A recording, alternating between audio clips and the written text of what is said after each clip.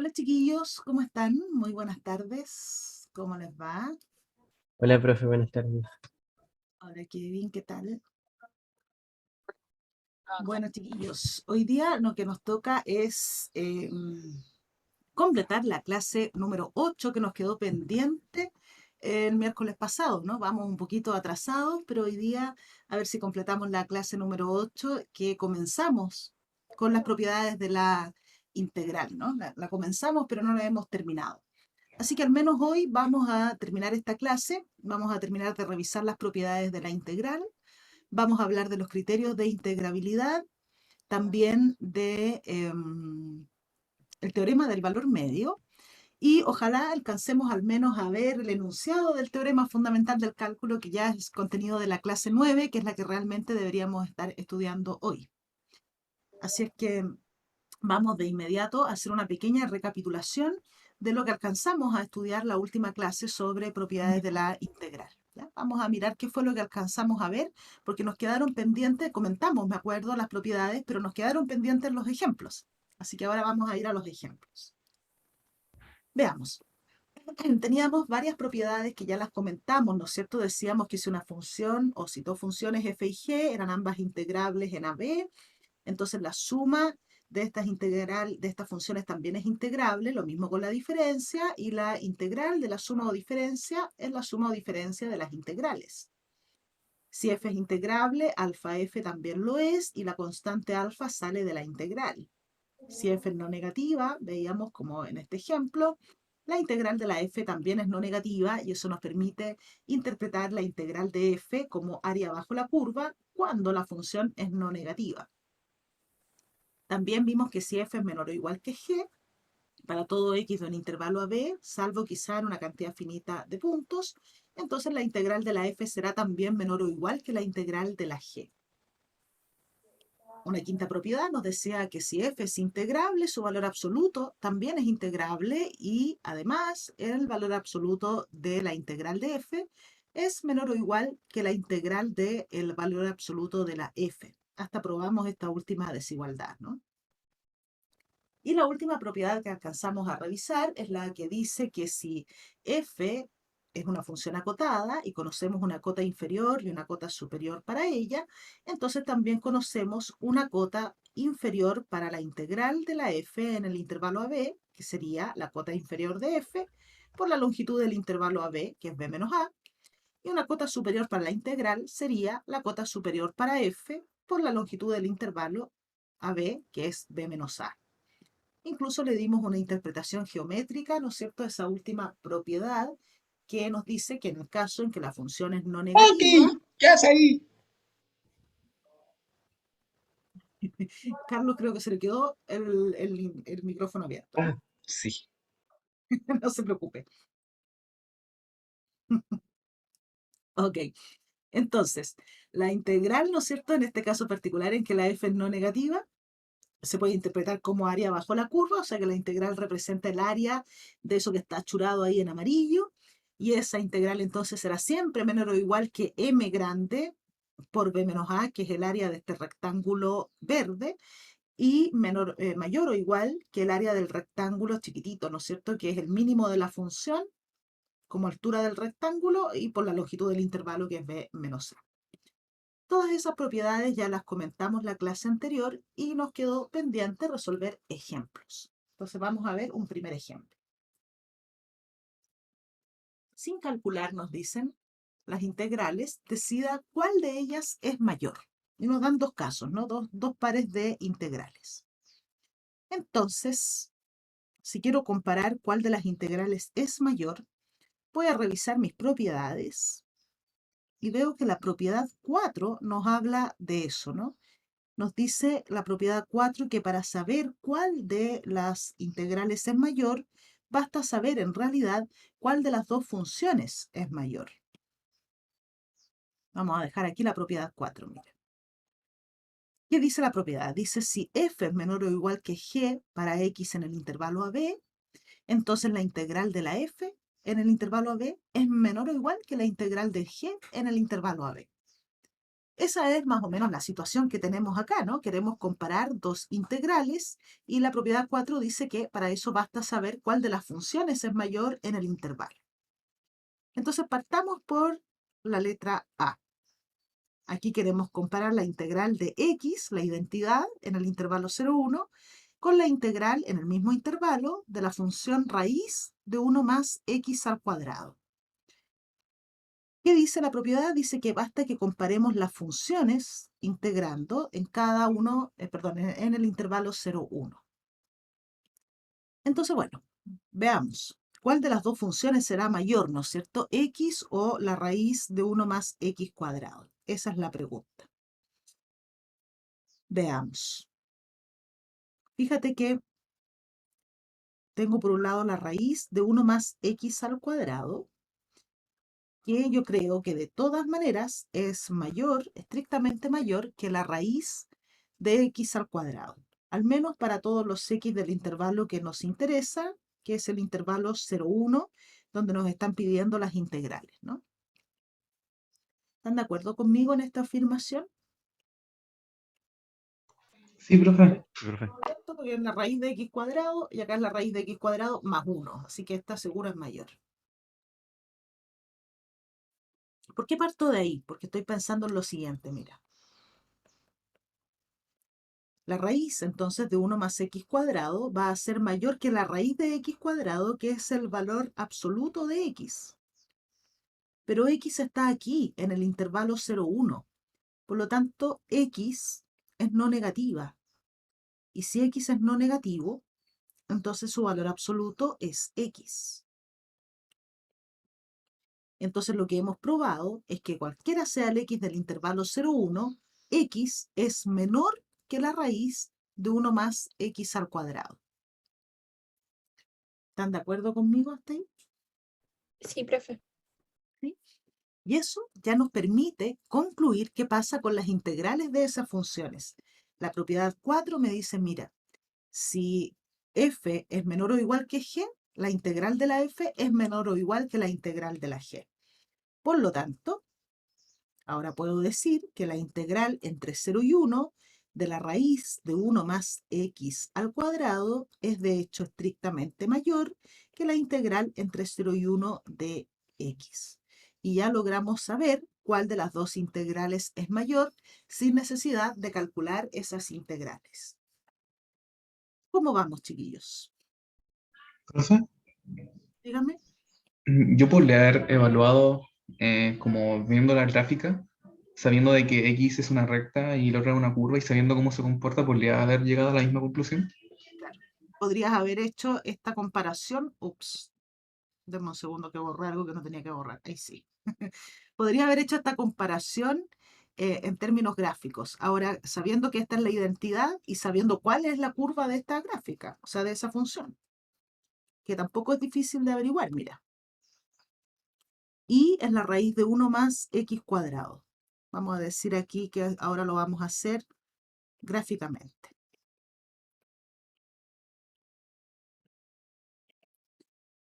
Entonces, si y es la raíz de 1 más x al cuadrado, yo puedo decir que para y positivo, esto es lo mismo que y cuadrado igual a 1 más x al cuadrado. Pero no para todos los y, sino que solo para y mayor que 0. ¿Por qué? Porque este y es positivo, por cierto, es la raíz cuadrada de 1 más x cuadrado.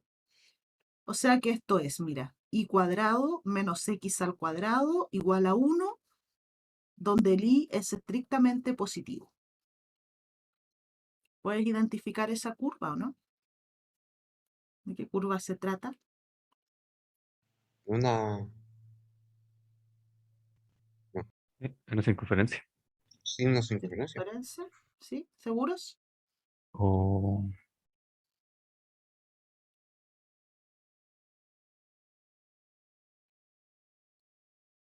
Circunferencia. No, una la circunferencia con más. Hipérbola. Sí. Circunferencia Una es con hipérbola. más. Una hipérbola, exactamente. Y es una hipérbola que tiene vértice en el 0,1, ¿no es cierto? Si el x es 0, el y es 1 o el y es menos 1. Pero para nosotros es solo la mitad de arriba de la hipérbola. porque es para los y positivos. ¿Cierto? El otro pedacito de la hipérbola está acá abajo, pero ese no es parte de nuestra función. De hecho, no sería función si consideráramos la hipérbola completa. La nuestra es esta, la que tiene el y positivo, ¿no? Ok. Y la otra función es la identidad, igual x. Así, ¿no es cierto? Entonces, si tú estás seguro de poder graficar ambas curvas correctamente, claro que uno puede hacer un análisis gráfico. Y aquí está el intervalo 0,1. Entonces uno dice, bueno, la integral, incluso gráficamente, como ambas funciones son no negativas, uno dice, sí, la integral entre 0 y 1 de la identidad es el área de este triángulo rectángulo que tenemos aquí, ¿no es cierto? Y el área de esa región es claramente menor que el área de la región que está acotada en el mismo intervalo, 0,1, por la curva que es parte de esa hipérbola. Ahí tenemos una interpretación geométrica del resultado, ¿no? Esta es igual a x. Y igual a x, la identidad. Y en el 1 claramente, o sea, uno puede ir indicando aquí que efectivamente esta curva es mayor, ¿no es cierto? Esto es raíz de 2, nos quedaría en el 1. Y claramente la curva, la identidad va por debajo de la hipérbola, porque la hipérbola tiene vértice en el 0,1. De ahí en adelante va creciendo. Sí, claro, se puede hacer gráficamente también. Vamos a mirar la parte B. En la parte B dice, ahora tenemos que comparar, igual que antes, sin calcular. Ahí sí. Sin calcular queremos comparar la integral del seno al cuadrado de x con la integral del seno de x, ambas en el intervalo 0, 1. Entonces queremos hacer lo mismo, ¿no? Comparar las funciones, es decir, tengo que comparar el seno al cuadrado con la función seno de x en el intervalo 0, 1. De hecho, aquí podríamos pensar de manera gráfica para ver cuál de las dos funciones es mayor, ¿no? Vamos a pensar en un pedacito solamente de la función seno, que es una función acotada. ¿Cómo es la función seno? Pensemos en un intervalo que contenga al intervalo 0,1, que es donde queremos estudiar la función. La función seno es impar, ¿cierto? Pasa por el origen, tiene un mínimo en menos pi medios, ese mínimo es menos 1, y tiene un máximo en pi medios, y ese máximo es 1. Así se ve más o menos la función seno, ¿no? Y aquí después decrece, ¿no es cierto? Para acá decrece también, etc. Pero nosotros la queremos estudiar en el intervalo 0,1, que está más o menos ahí, ¿no es cierto? El 1 es menor que pi medios. Por lo tanto, queremos estudiar el comportamiento de la función seno en ese intervalo y compararlo con seno al cuadrado. Bueno, seno de x es creciente en el intervalo 0,1 y las imágenes van a estar entre 0 y el seno de 1. El seno de 1 que es menor que 1, porque el máximo se produce en pi medios, ¿no? Entonces las imágenes están aquí. Son valores que están entre 0 y 1 también, entre 0 y seno de 1, de hecho.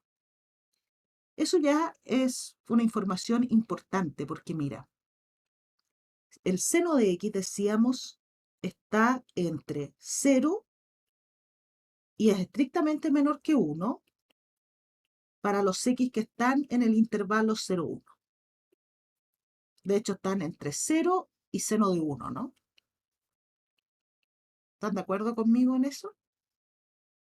Son valores que están entre 0 y 1. Sí. Sí, profe. Perfecto. Eso me permite concluir algo respecto del cuadrado del seno, porque si seno de x está entre 0 y 1, de inmediato yo puedo decir que el cuadrado de esos valores va a ser menor o igual que el seno de x.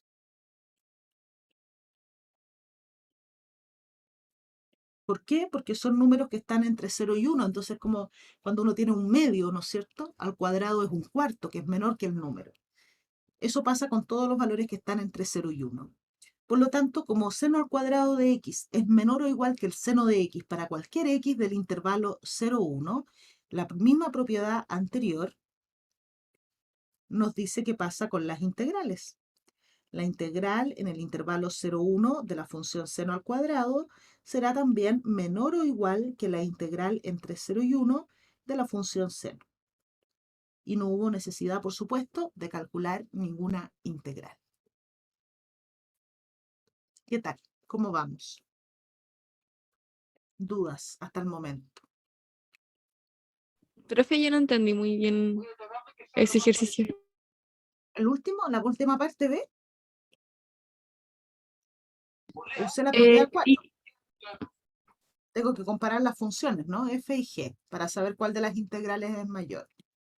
Y el análisis fue, como seno de x para x en el 0, 1 es un valor que está entre 0 y 1 también, su cuadrado es siempre menor que seno. O sea, lo que estoy usando aquí es una propiedad de los números reales, ¿no? X cuadrado es siempre menor o igual que x para todo x que está en el intervalo 0, 1. Eso ya, pasa ya. con el 1/2, con el 1/4, ¿no es cierto? El cuadrado siempre menor. Eso es lo que usé aquí, porque seno de x está entre 0 y 1, por lo tanto su cuadrado es siempre menor que seno. Y por lo tanto la propiedad 4 me dice también que con las integrales pasa lo mismo. Listo. Vamos a ver otro ejemplo. Ahora nos piden probar que la integral entre 3 y 4 de la función 1 dividido en la raíz de 25 menos coseno cuadrado de x está entre 0,2 y entre 0,21. Nos piden acotar el valor de esa integral. Entonces uno va a las propiedades y de inmediato uno dice esto debe ser la propiedad 6, que nos dice que si yo conozco cotas para la función, entonces también conozco cotas para la integral. Vamos a dejar por aquí. Por aquí. Ahí bien grandota. Entonces, se fijan que lo que nos piden probar se ve muy parecido a esto, ¿no? Cotas para la integral. Quiero saber entre qué valores está la integral de f en un cierto intervalo. Para eso, dice la propiedad 6, basta que usted conozca cotas para la función f. Una manera de que estas cotas sean bien ajustadas, como aquí, porque prácticamente nos están pidiendo aproximar el valor de la integral, es considerar muy buenas cotas para la función f. ¿Qué serían buenas cotas? Una buena cota inferior, la mayor de las cotas inferiores, es decir, el ínfimo. Si la función es continua, el ínfimo va a ser el mínimo de la función. Y una buena cota superior sería el supremo, la menor de las cotas superiores. Si la f es continua, va a ser un máximo, ¿no? Y para eso tú tienes toda la teoría de máximos y mínimos que aprendiste cuando aprendiste derivadas en el Math 021. Buscar los puntos críticos, ¿no es cierto? Clasificar esos puntos críticos como extremos relativos, si que hubiesen máximos y mínimos, al interior siempre del intervalo donde vas a integrar. Y luego buscar los extremos globales. Eso se compara, ¿no es cierto?, la imagen de los puntos críticos con la imagen de A y la imagen de B. Pero en este caso yo creo que no necesitamos tanto, porque la función que nos entregan lleva por ahí entre medio, ¿no es cierto?, un coseno, que es una función súper acotada. Así que podríamos aprovecharnos tal vez de las cotas del coseno para construir cotas de esta función. Le vamos a poner nombre. Vamos a llamar f de x a la función de la integral, que es 1 dividido en la raíz de 25 menos coseno al cuadrado de x. Y la queremos estudiar en el intervalo 3, 4, que es donde nos piden acotar la integral. Lo que yo necesito para esta función f es determinar cota inferior y cota superior. Y lo que les decía es que podemos aprovechar que el coseno de x está acotado, ¿no es cierto? Esto está siempre entre menos 1 y 1. Y tal vez podríamos partir de aquí para ir acotando esta expresión, para encontrar cotas para esta función. Vamos viendo, vamos armando de a poco las imágenes de x. Sabemos que el coseno de x está entre menos 1 y 1 para todo x en R, de hecho, pero en particular para x del intervalo que nos interesa, que es el 3, 4. Nuestra función tiene un coseno cuadrado. ¿Qué pasa con el coseno cuadrado? Si el coseno está entre menos 1 y 1, su cuadrado será siempre no negativo y siempre menor o igual que 1.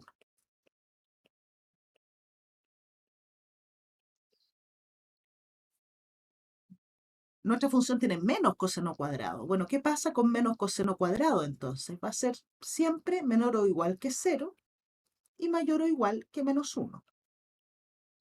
Por lo tanto, ¿qué va a pasar ahora con 25 menos coseno al cuadrado de x? Sumemos 25 a ambas desigualdades. Vamos a obtener que 25 menos el coseno al cuadrado de x será menor o igual que 25 y mayor o igual que 25 menos 1, es decir, 24. Y todas estas cantidades en ambas desigualdades son todas positivas. Por lo tanto, podemos extraer la raíz cuadrada aquí. Obtendremos que la raíz de 25 menos coseno al cuadrado de x es menor o igual que 25, perdón, menor o igual que la raíz de 25, que es 5, y mayor o igual que la raíz de 24. De nuevo, todas cantidades positivas. Lo que yo necesito es el recíproco de esta raíz.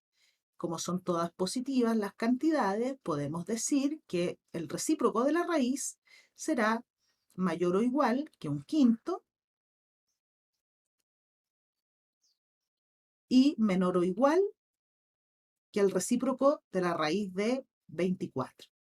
Entonces, fíjate que ya logramos encontrar una cota inferior para la función y una cota superior para nuestra función.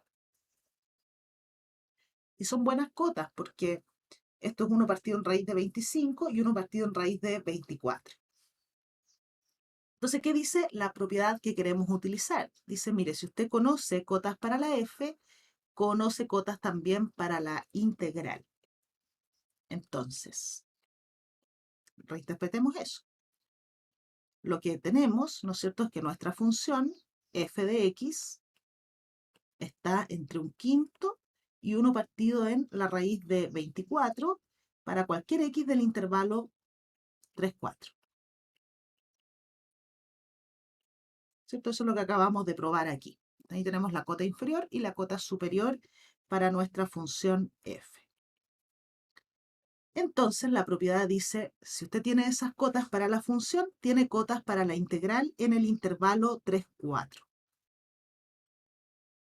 ¿De dónde vamos a decir? La integral de la f 4 va a ser mayor o igual que la longitud del intervalo, ¿no es cierto?, el b menos a, por la cota inferior. Entonces la cota inferior era un quinto y el b menos a sería aquí 4 menos 3. Y a su vez será menor o igual que la cota superior, que es 1 partido en raíz de 24, por la longitud del intervalo, el b menos a, que en este caso es 4 menos 3. La longitud de este intervalo es 1, así que ni nos molesta, ¿no es cierto? Esto es un 1, eso es un 1, y por lo tanto nuestra integral entre 3 y 4 de la función es mayor o igual que un quinto, que es 0,2, y menor o igual que 1 dividido en la raíz de 24. Déjenme poner eso en la calculadora. Eso es aproximadamente 0,2041 y otra infinidad de decimales, porque por supuesto tenemos ahí un número que no es racional. Pero ese número irracional es de todas maneras menor que el 0,21 que se nos pedía en el enunciado, ¿no? Así que sí, claro que obtuvimos que la integral es menor que 0,21. Y eso es lo que se nos pedía probar, ¿no? Que nuestra integral estaba entre 0,2 y 0,21. Claro que sí. Prácticamente obtuvimos el valor aproximado de la función, ¿no? Es 0, de la integral, digo. Es 0,2 y algo. Menor que 0,2041. Y no hubo necesidad para obtener esa aproximación de calcular la integral. Simplemente aplicamos la propiedad 6, que nos dice que conociendo cotas para la función, también podemos obtener cotas para el valor de la integral. ¿Cómo vamos, chiquillos? ¿Dudas? Profe, entonces, si a mí me pidieran calcular el valor aproximado de una integral como sin calcularla directamente, ¿yo podría hacer eso? Claro, claro. Ahora hay que, para que o sea, lo que te permite obtener la propiedad son cotas para el valor de la integral. Si tú acotaste lo suficiente el valor, si el valor mínimo y máximo de la función, si usas aquí el mínimo como cota inferior y el máximo como cota superior, vas a obtener un valor bastante aproximado para la integral si es que esos valores son realmente cercanos. Sí, pero si la cota inferior es, qué sé yo, 2 y la cota superior es 100, no vas a obtener probablemente un valor aproximado de la integral, pero en este caso el supremo o máximo de la función y el mínimo de la función, o la cota superior e inferior, eran valores bastante cercanos entre sí, ¿te fijas? Por eso es que las cotas que obtuvimos para la integral permiten concluir que un valor aproximado para esta integral es 0,2. Pero no siempre vamos a obtener una aproximación de la integral, solo cuando estos valores sean cercanos entre sí. O sea, la función tiene que ser bastante acotada. Así Ah, ok. ¿sí? ¿Me explico? El recorrido tiene que ser chiquitito en el fondo, ¿no? Claro, claro. Pero si no, igualmente vas a obtener un valor acotado para el valor de la integral. Tú vas a poder decir, está entre este valor, entre el m chico por b menos a, y entre el m grande por b menos a. Si eso será una buena aproximación o no, bueno, depende de quién sea el m chico y el m grande, ¿no? Igualmente sería, claro, una aproximación. Cotas al menos para el valor de la integral. Ok, otra propiedad que no habíamos comentado aún es la propiedad de aditividad. ¿Qué nos dice esta propiedad? Dice que si f es una función que está definida del cerrado a b en los reales, que es acotada e integrable, entonces para todo c del intervalo a b, f será también integrable en los subintervalos a c y cb. Y además nos dicen la integral de la f en todo el intervalo AB se puede descomponer como suma de la integral de f en el intervalo AC más la integral de f en el intervalo CB. Si f es una función no negativa, como la que tenemos aquí, yo puedo interpretar la integral en el intervalo AB de f como el área bajo la curva, ¿no? El área de toda esta región que está acotada por sobre el eje X y por debajo de la curva. Lo que dice el teorema es que si la función es integrable en todo este intervalo AB, también será integrable en el intervalo AC, para cualquier C entre A y B, más, no más, perdón, y también será integrable en el intervalo CB. Y además, ahora sí, la integral en el intervalo AB, sobre todo el intervalo, se puede descomponer como suma de estas dos integrales. La integral de la f en el intervalo AC, que si f es no negativa, representa el área de esta región verde, más la integral entre c y b de la f, que si f es no negativa, esa integral representa el área de esa región anaranjada que tenemos aquí, ¿no es cierto? Y esa suma de integrales te da lo mismo que la integral de f en todo el intervalo AB. Esta es una propiedad muy útil, se usa mucho. Y lo interesante es que el recíproco de la implicancia también es cierto, es decir, si la función es integrable en los intervalos AC y CB, tú puedes concluir que también es integrable en todo el intervalo AB. Y además, la integral en AB será igual a esta suma de dos integrales. Eso es lo que nos dice la propiedad de aditividad, que nos permite descomponer entonces la integral de una función f en el intervalo AB como suma. Aquí pusimos dos, ¿no es cierto?, integrales, pero tú podrías hacerlo con más puntos todavía e ir descomponiendo en suma de varias integrales. Solo fíjate que si tu primera integral es de A a C, la siguiente parte en C hasta otro punto, y así podrías seguir descomponiendo en sumas de varias integrales hasta completar todo el intervalo. Y para completar la teoría vamos a ver una definición que nos dice qué hacer en algunos casos extraños. Dice, si f es una función definida del cerrado AB en los reales, que es acotada e integrable, vamos a definir la integral entre a y a de f como 0. ¿Por qué tiene sentido definir esa integral como 0? Bueno, porque no tengo intervalo, ¿te fijas? Estoy integrando entre a y a, es decir, solamente sobre un punto. Un punto es un intervalo de longitud 0, así que tiene todo el sentido definir esa integral como 0. Por otra parte, nos dice en la propiedad 2, o la definición 2, perdón, que la integral entre a y b de f es menos la integral entre b y a de la f. Tú dices, ¿y por qué yo querría hacer eso? Bueno, porque cuando uno está utilizando la propiedad de aditividad, en algunos casos, a veces te encuentras con estas integrales entre b y a. Y uno dice, pero ¿cómo entre b y a? Si la función está definida en un intervalo, en el intervalo AB. AB es un intervalo porque a es menor que b. La integral entre b y a, ¿qué es eso? Dice uno. ¿Cómo calculo eso si eso no es un intervalo? Entonces, ¿qué hace uno en esas circunstancias? Uno da vuelta a los límites de integración, los intercambias.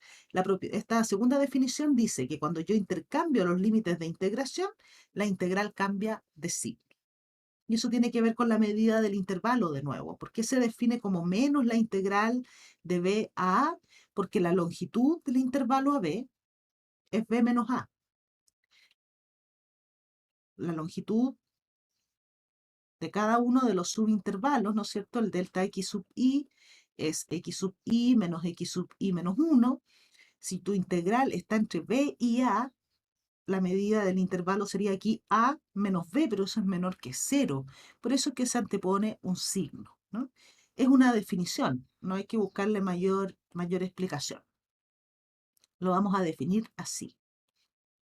Y esa definición nos permite extender aún más la propiedad de aditividad que acabamos de revisar. Nos dice que si f es una función definida de AB en los reales, que es acotada e integrable, dados alfa, beta y gamma, cualquiera dentro del intervalo AB, en cualquier orden, es decir, sin importar cuál de ellos sea mayor, siempre podremos escribir la integral entre alfa y beta de f como la integral entre alfa y gamma de f más la integral entre gamma y beta de f.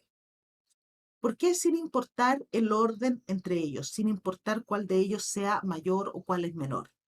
Porque si uno se encontrara eventualmente con que alfa es mayor que gamma, tú vas a decir, pero eso no es un intervalo.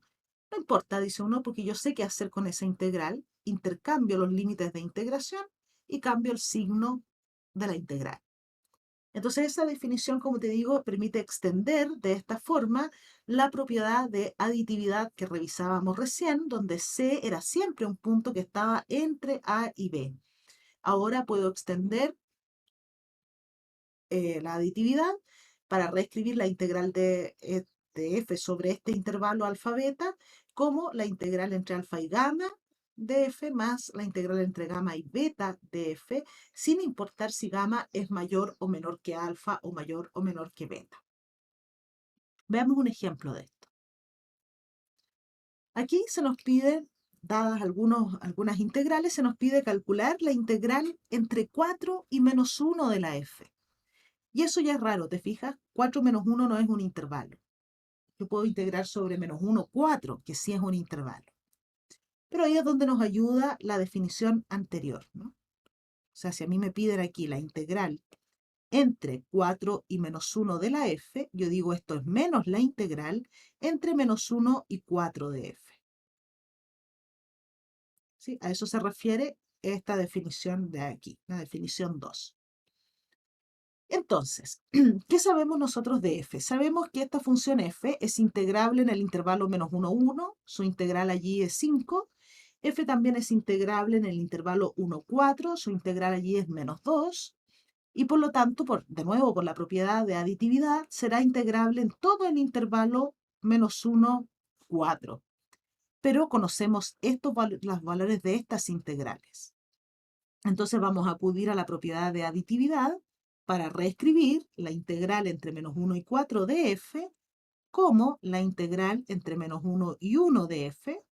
¿Por qué entre menos 1 y 1? Porque esa integral es la que me dan, conozco su valor, y más la integral entre 1 y 4 de f, cuyo valor también me lo dan en el enunciado. Y sabemos por la propiedad de aditividad que esta suma de integrales equivale a la integral entre menos 1 y 4 de f. Veamos. Esto sería entonces menos la integral entre menos 1 y 1 de f, que me dicen es igual a 5, más la integral entre 1 y 4 de f, que me dicen que es igual a menos 2. Por lo tanto, la integral entre 4 y menos 1 de f es menos 5 menos 2, es decir, menos 3. Ya tenemos entonces el valor de esa integral. ¿Cómo vamos hasta aquí? Vamos bien, profe. ¿Todo bien hasta ahora? Ok. Si hay Y yo sí. dudas, me preguntan. Profe, Dígame. aquí cuando calculamos la integral, se toman, por ejemplo, los extremos se toman, por ejemplo, desde el menos 1 sería mayor o igual a menos 1 y después sería menor a 1 y después en la integral siguiente sería mayor o igual a 1 y después menor o igual a 4, ¿o no? O serían en todos lados menor o Siempre, mayor o siempre igual. se toma todo el intervalo, porque tú estás construyendo, cuando tú estás calculando esta integral, estás construyendo una partición, acuérdate, del intervalo, en este caso menos 1, 1, donde el primer término de esa partición es el menos 1 y todos los otros puntos intermedios, ¿no es cierto?, tienen, por ejemplo, si la haces aritmética, conocen la forma y el último punto de la partición es el 1. Los estás considerando todos. Entonces da lo Todos los mismo que el puntos 1 del se repita intervalo 2 veces. cerrado. No, no importa, porque ¿qué está Ah, ya. representando el área, o sea, la función, la integral? El área de bajo la curva cuando la función es positiva y el área por sobre la curva cuando la función es negativa, por sobre la curva y por debajo del x. Claro, lo estás mirando sobre todo el intervalo, por eso debo terminar, o sea, si tú estás mirando en el intervalo, ¿no es cierto?, menos 1, 4, tú vas a dividir ese intervalo en el menos 1, 1, 1, 4. O sea, la primera la integramos en este intervalo cerrado, siempre sobre intervalos cerrados, y la siguiente siempre sobre el 1, 4. Pero acuérdate que estos son áreas de rectángulos, ¿no? Entonces no es que uno los vaya mirando por los puntos de 1, son sumas de áreas de rectángulos. Ok. En la parte 2 nos piden calcular la integral entre menos 1 y 1 de 2f menos 3h. Y aquí vamos a hacer uso de la primera propiedad que vimos la clase pasada y que recapitulamos hoy día, ¿no? Que nos dice que la integral de una suma o diferencia es la suma o diferencia de las integrales. Entonces yo esto lo puedo escribir como la integral entre menos 1 y 1 de 2 veces f menos la integral entre menos 1 y 1 de 3h. Así. Y la propiedad 2 que revisamos nos dice que si f es integrable, constante por f también es integrable y la constante sale de la integral. Lo mismo aquí. Por lo tanto, esto se puede reescribir como 2 veces la integral entre menos 1 y 1 de f menos, y acá también saco la constante de la integral, menos 3 veces la integral entre menos 1 y 1 de la función h de x. Y esas integrales son conocidas. La integral de la f en el intervalo menos 1, 1 es igual a 5 y la integral de h en el intervalo menos 1, 1 es igual a 7. Entonces tenemos aquí 10 menos 21, es decir, menos 11. Ahí tenemos entonces el valor de la integral entre menos 1 y 1 de 2f menos 3h. Bien. Hablemos ahora sobre los criterios de integrabilidad. Decíamos que los criterios son importantes porque si uno supiera a priori que una función es integrable, para obtener el valor de la integral bastaría calcular la integral a través de una suma de Riemann cualquiera, la que uno quisiera, no necesariamente la suma superior o la suma inferior. ¿Y cómo saber a priori si una función es integrable sin demostrarlo, ¿cierto? Sin demostrar que la suma superior e inferior tienden al mismo valor. Para eso están los criterios de integrabilidad, que son 2. Y el primero de ellos nos dice que una función que es monótona en el intervalo AB es una función integrable en ese intervalo. ¿Qué significa que la función sea monótona? Bueno, que no cambia de crecimiento. Puede ser siempre creciente o siempre decreciente. Y uno empieza a pensar qué funciones uno conoce que son monótonas, y en realidad hay una infinidad de funciones que son monótonas, ¿no? Hay muchas de las que uno usa habitualmente. Así que hay un montón de funciones que ya sabemos que son integrables. Es más, hay algunas funciones que no son monótonas, pero sí son monótonas a tramos. Hay intervalos donde son crecientes, otros intervalos donde son decrecientes. Esas funciones, por la propiedad de aditividad, también van a ser integrables, porque van a ser integrables en todos los intervalos donde sean monótonas. Por lo tanto, este criterio ya nos permite, nos dicen aquí, argumentar la integrabilidad de un montón de funciones que nosotros conocemos y que usamos habitualmente. Por ejemplo, estaría ahí la función e a la x, nos dicen. Esa es una función que es estrictamente creciente. Ahí tenemos su gráfica, ¿no es cierto? Como es estrictamente creciente, es monótona, y si es monótona, dice el criterio, es una función integrable. Otra función que nos mencionan ahí de ejemplo es el logaritmo natural, que también es una función estrictamente creciente. No crece tan rápido como la exponencial, pero es siempre creciente. Por lo tanto, es monótona. Y si es monótona, dice el criterio, es integrable. O el arco tangente de x, ¿cierto? Aquí tenemos la gráfica también de la función arcotangente de x, que es siempre creciente. Por lo tanto, como es creciente, es integrable. Pero no solo las funciones, nos dice la observación, que son siempre monótonas, son integrables. Hay otras funciones que son monótonas a tramos, como sería, por ejemplo, el caso de una parábola, ¿no? Igual x cuadrado, por ejemplo. O estas parábolas que tengo aquí, mira. Esas dos funciones,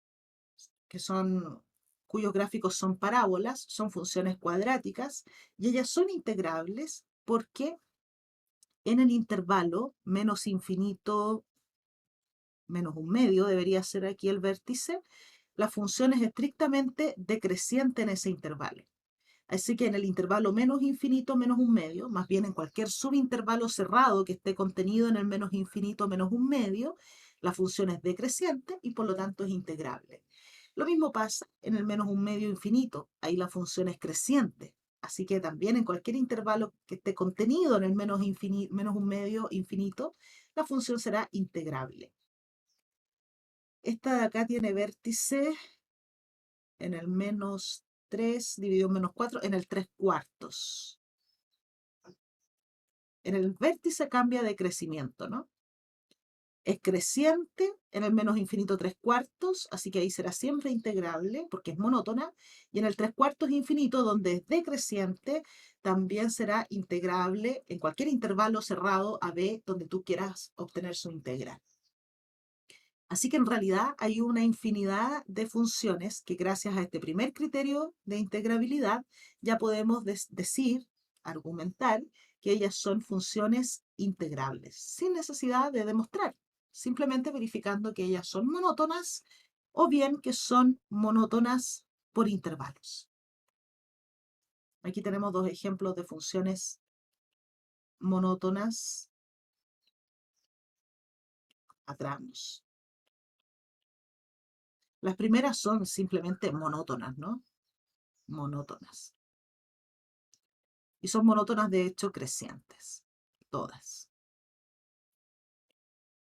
Así que todas las funciones monótonas y monótonas por intervalos son integrables. Dígame. Es que en el caso de la x6 igual a x cuadrado más x más 1, Ujú. si nosotros calculamos la integral de esa función, ¿calcularíamos el área bajo la curva o lo que está arriba? No, siempre bajo la curva. Si tu intervalo fuera este, para calcular la integral de la función, tú tendrías que acudir a la propiedad de aditividad, ¿no es cierto? Y calcular la integral primero en el intervalo a menos un medio, cuya integral te daría el área bajo la curva, más la integral en el intervalo menos un medio b, cuya integral te daría el área bajo la curva. Siempre es bajo la curva cuando la función es negativa, es positiva, digo. Ya, perfecto. Acuérdate que ¿de dónde sale esa idea? De los rectángulos, ¿no? Tus rectángulos serían así en la suma de rima. Entonces, la suma de las áreas de esos rectángulos te estaría dando, ¿qué cosa? El área bajo esa curva. Amelie me pregunta, ¿cómo sería este ejercicio? Si la integral entre 0 y 9 de f es igual a 4, demostrar... Ah, todavía no podemos, Amelie. Me pregunta por este problema. Lo vamos a dejar aquí escrito para la próxima clase. Si f de x es... Perdón, si la integral de f entre 0 y 9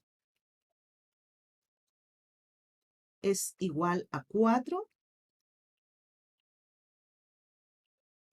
demostrar que la integral entre 0 y 3 de x por f de x cuadrado es igual a 2. Esto todavía no lo podemos hacer, así que lo vamos a dejar pendiente. Acuérdenme ya, para la próxima clase. Todavía no podemos, pero ya la próxima clase vamos a poder. Necesitamos regla de Barros. No tenía idea cómo hacerlo, dice. Por supuesto que no, pues, porque todavía no podemos. Todavía no podemos. Necesitamos el teorema fundamental del cálculo primero, ¿ya? Entonces, ya tenemos nuestro primer criterio de integrabilidad que dice que si una función es monótona, es integrable. Y el segundo criterio dice que si una función es continua, entonces es integrable. Y aquí entran un montón de otras funciones. Uno dice, ¿qué funciones continuas conozco? Pero muchísimas, ¿no?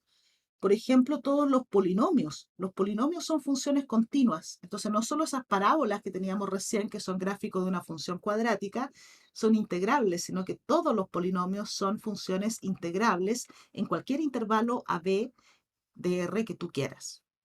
En particular están ahí también todas estas que eran monótonas, ¿cierto? Porque también son continuas. Todos estos ejemplos son ejemplos también de funciones continuas. Todas estas también son integrables por este segundo criterio. Por supuesto, siempre en intervalos donde ellas sean continuas. El logaritmo natural no es continuo en R, ¿no? Es continuo en el abierto 0 e infinito. Entonces, si el intervalo AB está contenido en el abierto 0 e infinito, el logaritmo va a ser integrable allí. Ahora, la propiedad de aditividad nos permite extender también este mismo criterio a funciones que no son a lo mejor continuas en todo R o en todo su dominio, pero que sí son continuas a tramos. Nos dicen aquí, este criterio puede extenderse a funciones perdón, que son continuas a tramos, entendiendo por esta funciones que sean acotadas y que tenga un número finito de discontinuidades. O sea, ¿qué tipo de funciones entrarían aquí en esta extensión? Por ejemplo, podríamos pensar en la función valor absoluto de x dividido en x. Esa es una función que es acotada y que en cualquier intervalo que contenga el 0 va a tener solamente una discontinuidad que es finita. Funciones que no cumplen con eso, que son discontinuas o son continuas a tramos, pero la discontinuidad no es finita, sería esta, por ejemplo. La 1 partido en x ya va a aparecer ahí en el 0, tiene una discontinuidad de tipo infinito, tiene una asíntota vertical. Ella no es una función acotada, así que para ella no vale esta extensión. Para esta sí, porque tiene una discontinuidad en cualquier intervalo que contenga el 0, y es una discontinuidad finita. Las discontinuidades, lo peor que pueden ser, es de este tipo, de tipo salto. ¿Ya? Esta es una función que va a ser integrable porque es continua a tramos. Entonces, ¿qué diría la propiedad de aditividad aquí? Veamos primero qué nos dice la extensión. Aquí está la extensión de este teorema, de este criterio, a funciones que son continuas a tramos. Dice sea f definida de AB en los reales, que es continua a tramos. Y sean x0, x1 hasta xn los puntos de discontinuidad de la función f. Entonces, f va a ser integrable en todo el intervalo AB, ¿Por qué? Porque la aditividad me dice que va a ser continua en el intervalo AX0, también lo será entre X0 y X1, entre X1 y X2, entre medio de los puntos de discontinuidad va a ser integrable. Y la integral, dice la propiedad de aditividad sobre todo el intervalo AB, es igual a la suma de las siguientes integrales. La integral en el intervalo AX0, donde la f es continua, más la integral entre x0 y x1 de f, donde f también es continua, y así sucesivamente, más la integral de xn a b de la f, intervalo donde la f también es continua. Entonces, por ejemplo, si en esta función valor absoluto de x dividido en x, yo te pido calcular la integral en el intervalo menos 1, 1, donde hay un punto de discontinuidad. Tú me vas a decir, pero esta función no estoy seguro de si es integrable porque no es continua en el intervalo menos 1, 1. Pero sí puedo asegurar que es continua en el intervalo menos 1, 0, porque en ese intervalo, para los x que están entre menos 1 y 0, la función se define como una constante, es igual a menos 1, por lo tanto es continua. Y si es continua, es integrable. Más la integral entre 0 y 1 de la misma función. ¿Por qué estoy segura de que en ese intervalo, en el 0, 1, la función es integrable? Porque en el intervalo 0, 1 la función es constante, igual a 1, y si es una función constante, es continua. Y la integral sobre el intervalo menos 1, 1, entonces se puede obtener como esta suma de dos integrales. Para x entre menos 1 y 0, la función se define como menos 1, perdón, aquí era un 0, entre menos 1 y 0 dijimos. Ahí sí. Y más la integral entre 0 y 1 de la misma función, pero para esos x entre 0 y 1 la función se define como 1. Y nosotros sabemos integrar las constantes, ya lo demostramos antes. La integral de una constante es la constante por la medida del intervalo, que sería menos 1 en este caso, por la medida del intervalo, que es 0 menos menos 1, y más la constante 1 por la medida del intervalo, que es 1 menos 0. Es decir, aquí nos quedaría menos 1 más 1. Esta integral es entonces 0. Por supuesto que se puede obtener la integral de esa función que tiene una discontinuidad de tipo salto en el intervalo menos 1, 1, gracias al criterio de integrabilidad extendido, ¿no es cierto?, a funciones continuas a tramos, y gracias a la propiedad de aditividad. ¿Podríamos hacer otro ejercicio de este tipo? Que viene por aquí al Podría final. ser. ¿Dónde lo vi? Aquí está. Viene propuesto al final, pero lo vamos a hacer de inmediato. Antes del teorema del valor medio. Veamos.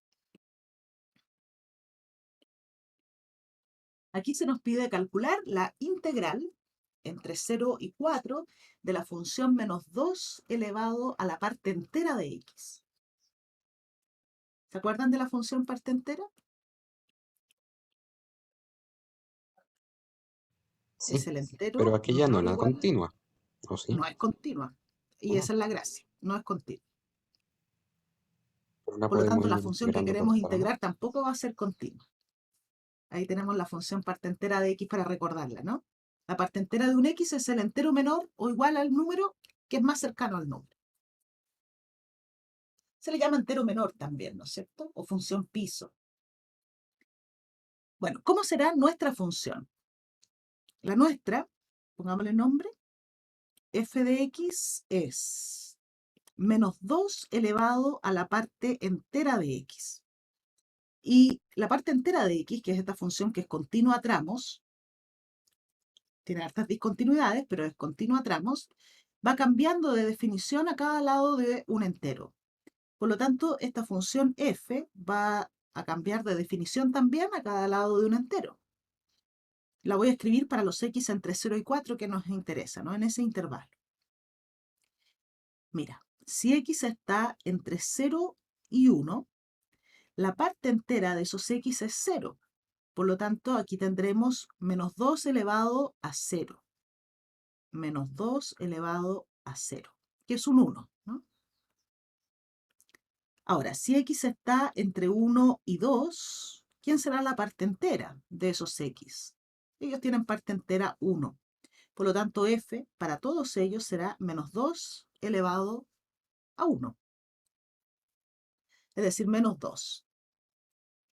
Si x está entre 2 y 3, la parte entera de los x que están entre 2 y 3 es igual a 2. Por lo tanto, aquí tendremos menos 2 al cuadrado, que es 4. Y por último, para los x que están entre 3 y 4, tendremos menos 2 elevado a la parte entera de estos x. Si estoy entre 3 y 4, la parte entera de ellos, de todos ellos, es 3. Por lo tanto, esta función es constante a tramos, como la parte entera, pero vale 1 entre 0 y 1, menos 2 entre 1 y 2, 4 entre 2 y 3, y menos 8 entre 3 y 4. Déjame ver si tengo por aquí el gráfico, porque yo me lo hice antes, hace un rato atrás. Déjame ver si lo puedo copiar. Vamos a ver.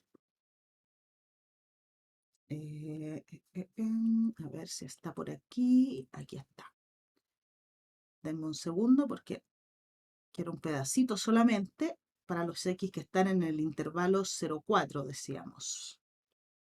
A ver si lo corté completo. Sí, yo diría que sí.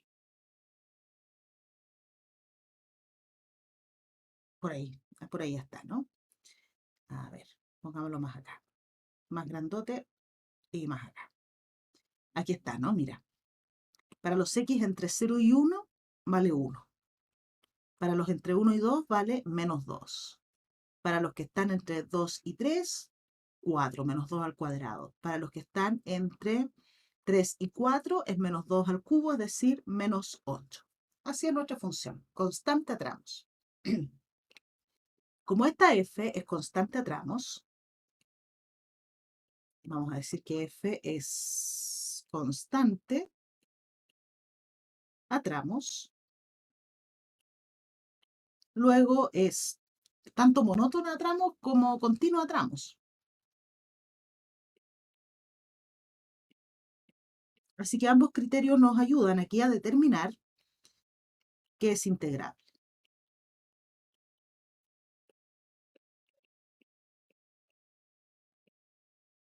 Integrable, ¿dónde nos interesa? En el intervalo 0,4. Y si yo quisiera ahora obtener el valor de la integral, vamos a copiar la integral de nuestra f. ¿Cómo la obtenemos? La obtenemos a través de la propiedad de aditividad. ¿Sí? Vamos a reescribir nuestra integral.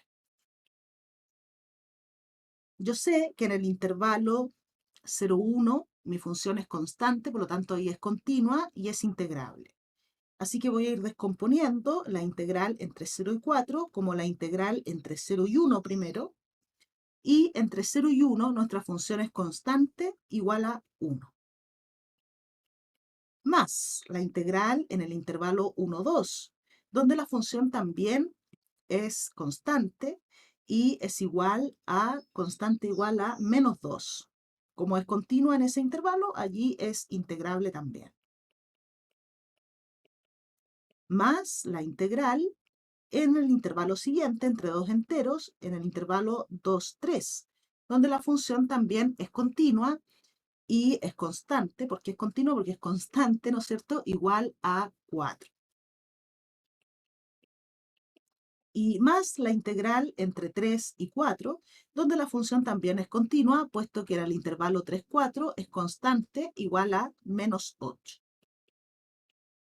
Ahí estamos utilizando de nuevo tanto la propiedad de aditividad como el criterio de integrabilidad, que nos dice que la función, si es continua a tramos, entonces es integrable en el intervalo. Como nos quedaron solamente funciones constantes, sabemos calcular esas integrales. La primera es la integral de la constante 1 en el intervalo 0, 1. Entonces multiplico por la medida del intervalo, ¿no? 1 por la medida del intervalo, que correspondería a, denme un segundo, al área bajo la curva, porque en ese intervalo la función es constante y positiva, por lo tanto puedo interpretar la integral como área bajo la curva. No me resultó, lo tengo que pintar a mano.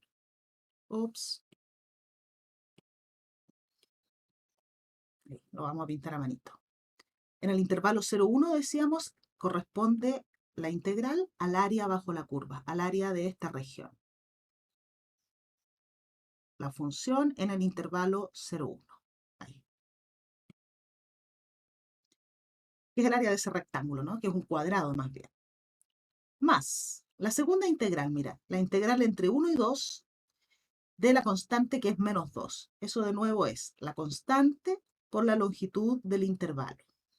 Aquí no puedo interpretar la integral como área bajo la curva, puesto que la función en ese intervalo es negativa, pero sí puedo decir que su integral es el área, es menos el área de esta región. El área que está sobre la curva y por debajo del eje X, en el intervalo 1, 2. La integral es menos el área. O el área está dada por menos la integral, más bien. Más la integral entre 2 y 3 de la constante igual a 4. Entonces la constante por la longitud del intervalo.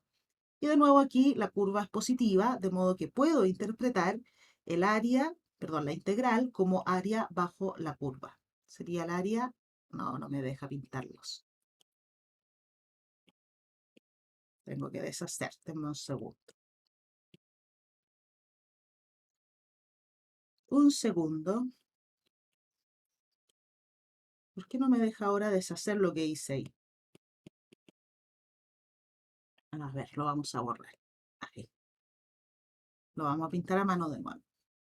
Ahora sí es área, con todas las de la ley, ¿no? El área bajo la curva en el intervalo 2, 3. O sea, es el área de esta región.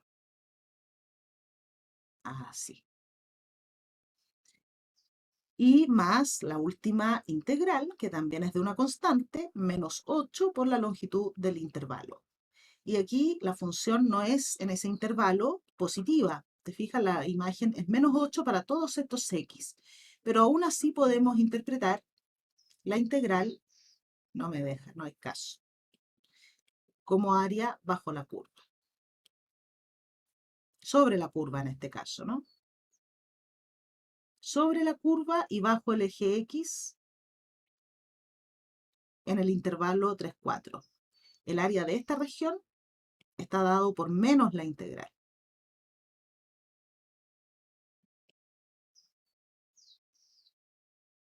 Por menos la integral de la función. Pintémoslo ahí con paciencia para ir interpretando esto de manera geométrica. El área de esa región es menos la integral. Ok, entonces fíjate que por suerte aquí todos los intervalos medían 1, así que nos quedó aquí una integral súper fácil de calcular porque estas medidas son todas iguales a 1. Por lo tanto, el valor de nuestra integral sería simplemente 1 menos 2 más 4 y menos 8. Eso sería menos 1 más 4, serían 3. 3 menos 8 son menos 5. Ya tenemos entonces el valor de nuestra integral. ¿Cómo vamos? Vamos bien, profe. ¿Todo bien? Excelente. Profe, Sí, profe. una consulta. ¿En el intervalo menos 1, 0 se ignoró por algún motivo o Sí, qué pasa ahí? el motivo es que me pedían la integral entre 0 y 4. Ah, ya no me había fijado. Ya, Entonces, gracias, claro, profe. para acá esto sería, esto la puedes seguir construyendo, ¿ah? De hecho, yo tengo aquí la gráfica completa. Dame un segundo. Yo la corté para no hacer tan grande el gráfico. Pero claro, aquí sería menos 2 elevado a la parte entera de los x que están entre menos 1 y 0. Entre menos 1 y 0, la parte entera es menos 1. Así que te queda 2, menos 2 elevado a menos 1, menos 1 medio. Esto es menos 1 medio. Pero no necesito ese pedacito porque la integral me la pedían en el intervalo 0,4. Por eso Yes. consideré solo hasta ahí, ¿no? Y después acá viene mucho más arriba la imagen de los x que están entre 4 y 5, que sería menos 2 a la cuarta, o sea, 16 por acá arriba. ¿Sí? Por supuesto que uno puede seguir graficando la función. Genial. Ok, hablemos del teorema del valor medio, que lo necesitamos para el teorema fundamental del cálculo. Nos queda poquito tiempo, pero al menos miremos de qué se trata. Lo primero es definir nuestra función, el valor promedio para nuestra función. Si tengo una f definida del intervalo cerrado a b en los reales, que es una función integrable, vamos a llamar valor promedio de f en el intervalo a b a la integral de f dividido en la longitud del intervalo. Y a ese valor lo vamos a denotar por a de f. ¿Por qué tiene sentido llamarle a esto valor promedio? Piensa que cuando tú defines la integral, ¿qué estás haciendo? Estás calculando el límite de una suma de Riemann. Si la f es integrable, como nos dicen aquí, puedes usar una suma de Riemann cualquiera, es decir, la imagen de algún punto del iésimo subintervalo por la medida del iésimo subintervalo. Esa es una suma ponderada, ¿no? Imágenes ponderadas por la longitud del intervalo. ¿Qué es lo que haces tú cuando calculas tu nota final, por ejemplo, ¿no? Nota del certamen 1 por la ponderación del certamen 1, más la nota del certamen 2 por la ponderación del certamen 2, más la nota del certamen 3 por la ponderación del certamen, etcétera, ¿no? Eso es una suma ponderada. Y luego, si yo divido en la longitud total, respecto de lo que estoy ponderando, que es la longitud de los subintervalos, divido por la longitud del intervalo completo AB, lo que obtengo es un promedio ponderado, ¿no? Ahora, eso es si es que los datos son discretos. Pero si yo hago tender el n al infinito, ya no tengo una suma discreta, sino que voy a tener la integral. La suma de Riemann tiende a la integral de f en el intervalo AB, y si divido por la longitud de todo el intervalo AB, lo que tengo es un valor promedio, es un promedio ponderado de las imágenes de la función. De esta idea de que la suma de Riemann tiende a la integral, proviene la notación de la integral. Este símbolo de integral es la sigma deformada a través del límite, digamos, ¿no?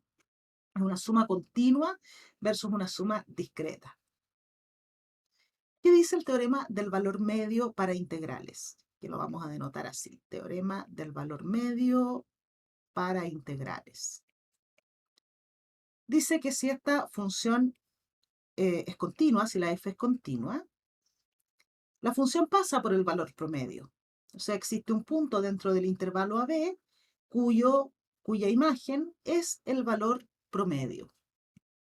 O sea, más o menos, de hecho es una consecuencia del teorema del valor intermedio que aprendiste en el MAT 021, que decía que una función continua pasa por todos los valores entre f de a y f de b. Aquí en particular, imagínate que el valor promedio, fuese algún valor, digamos, por aquí. Suponte que aquí estuviese el valor promedio de la f en AB. ¿Qué nos está diciendo el teorema del valor medio? Dice que como la función es continua, tal como yo la dibujé ahí, existe algún punto dentro del intervalo AB cuya imagen es el valor promedio. Eso es todo lo que dice el teorema del valor medio. El valor promedio de la función se alcanza para algún c. Eso no es cierto si la función no es continua. En el ejemplo que estábamos resolviendo recién no se cumple porque no es continua, mira. ¿Cuál sería el valor promedio aquí? El promedio de nuestra función, menos 2 elevado a la parte entera de x en el intervalo 0,4 de nuevo. La definición nos dice que ese valor promedio es 1 dividido en la longitud del intervalo, aquí sería 4 menos 0, por la integral entre 0 y 4 de la función. Es decir, es un cuarto por el valor de la integral que ya tenemos calculado, que es menos 5. Así que el valor promedio es menos 5 cuartos. Menos 5 cuartos debería estar más o menos por aquí, ¿no es cierto? Entre menos 1 y 2. Eso sería menos 5 cuartos. Y uno dice, ¿mi función pasa por el menos 5 cuartos? No, mira, esa recta, y que sería y igual al promedio, no corta la gráfica de nuestra función en ninguna parte. Y no tiene que hacerlo, porque la función que estamos integrando aquí no es una función continua, ella va saltando, ¿no es cierto? Del menos 1/2 al 1, del 1 al menos 2, del menos 2 al 4, después del 4 al menos 8 y así sucesivamente. Entonces, como no es continua, ella no tiene por qué pasar por el valor promedio. Pero en una función continua sí. Si la gráfica es como esta, entonces seguro pasa por el valor promedio. Existe un puntito C cuya imagen es el promedio de la función. En este teorema, en el teorema del valor medio para integrales, se basa el teorema fundamental del cálculo que vamos a estudiar la próxima clase. Ya, pero la próxima clase sí, de todas maneras, vamos a estudiar el teorema fundamental. Ya, chiquillos, aquí dejamos hoy, los libero porque ya estamos muy pasados de la hora. Nos vemos entonces el miércoles y ahí sí hablamos del Chao, teorema profe, fundamental. gracias. Chao, Chao, profe, Profe, que tenga gracias. buena tarde. Igualmente. Chao, profe, que tenga buena tarde, cuídese. Chao, Nos chao. vemos.